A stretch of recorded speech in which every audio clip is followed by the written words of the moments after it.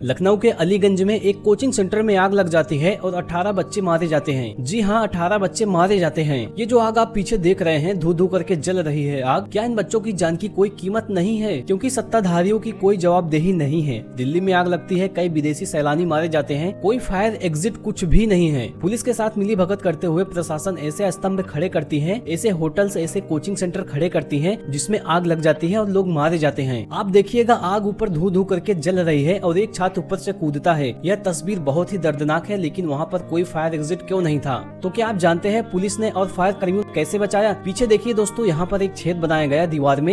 ये छेद अभी अभी बनाया गया था। आग लगती है, उसके बाद पुलिस ने छेद बनाया। अब सवाल ये है कि क्यों ये छेद बनाया गया और कोई फायर एग्जिट क्यों नहीं था जिसके जरिए बच्चे बाहर निकल सकते थे? और अब आप अंदाजा लगाइए, यह छेद बनाने में और दीवार को तोड़ने में फायर कर्मियों को कितना समय लगा होगा। मैं जो फायर डिपार्टमेंट के कर्मचारी हैं उन्हें सलाम करना चाहूंगा उनकी मेहनत के लिए। मगर सीधा सा सवाल, अगर फायर एग्जिट होता तो कई बच्चे बच सकते थे। आप सोचिए कितना समय लगा होगा इन्हें यह छेद बनाने में और उसके बाद बच्चों को निकालने में। अगर कोई फायर एग्जिट होता तो कितनी जानें बच सकती थी। केवल 20 मिनट में 1 दर्जन से ज्यादा बच्चे मारे जाते हैं, जल गए हैं, ऊपर से कूदकर उनकी जान चली गई है। Deputy chief minister Brajesh Pathak वहां पहुंचते हैं, उनकी आंखों में आंसू होते हैं और रोने लगते हैं। और अब दिल को चीर देने वाला मैं आपको एक मंजर दिखाना चाहता हूं, जिसमें आप देखिएगा पूरा एक वीडियो है, जिसके अंदर आप देखेंगे किस तरह से फायर डिपार्टमेंट रेस्क्यू करने की कोशिश कर रही है और उन बच्चों के कई रिश्तेदार पहुंच रहे हैं जो गले लगकर रो रहे हैं। जाहिर सी बात है कि इस पर राजनीतिक प्रतिक्रियाएं भी आ रही हैं। राहुल कहते हैं, लखनऊ के कोचिंग सेंटर में आग लगने से हादसे में कई लोगों की मृत्यु और कई अन्य घायल होने के समाचार अत्यंत पीड़ादायक है। दोस्तों, इसी के साथ बताना चाहूंगा कुंभ में मची भगदड़ में कितने लोग मारे गए और किस पर क्या एक्शन लिया गया। मुख्यमंत्री आदित्यनाथ उस वक्त बड़ी बड़ी बातें की थी, लेकिन क्या एक्शन हुआ? किसी पर कुछ नहीं। मुख्यमंत्री आदित्यनाथ को जैसे ही इस घटना के बारे में पता चला, उन्होंने क्या कहा, आइए सुनते हैं। अभी मुझे तुरंत जानकारी मिली है, लखनऊ में एक दुर्घटना हुई है। वहां पर एक अग्निकांड की चपेट में कुछ बच्चे आए हैं और उसके कारण उनकी दुखद मौत।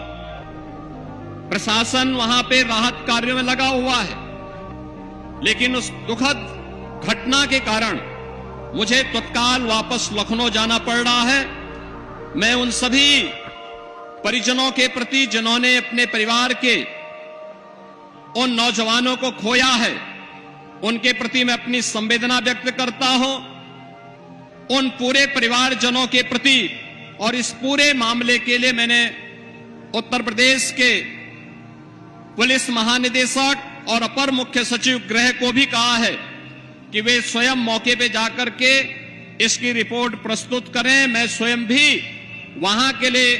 और अब आपको सुनाना चाहूंगा ब्रजेश पाठक को, जब उन्होंने अपना आपा संभाल लिया तो इस घटना के बारे में उन्होंने पत्रकार को क्या बताया, आइए जानते हैं। अभी कुल 13 बच्चे निकाले गए हैं, सबको भी अस्पताल भेजा है। बड़ी घटना सर, हम लोग देख पा रहे हैं, आप तो 2.5-3 घंटे से खुद खड़े हुए हैं और एक पल आपके लिए गुजारना बेहद मुश्किल हो पा रहा था। बड़ी घटना है सर। अभी अंदर का क्या अंदर धुआं है। अब बच्चे तो वहाँ नहीं है, लेकिन एक एक सामान को हटा के देखा जा रहा है और एक एक कमरे को चेक किया जा रहा है, क्योंकि लकड़ी का फर्नीचर बहुत था अंदर, तो उस फर्नीचर के धुआं के कारण कुछ दिख नहीं रहा है। फिर भी फायर ब्रिगेड के लोग अंदर हैं, एनडीआरएफ के लोग मौके पर हैं और पूरे सामान को एक एक कमरे को सर्च किया जा रहा है।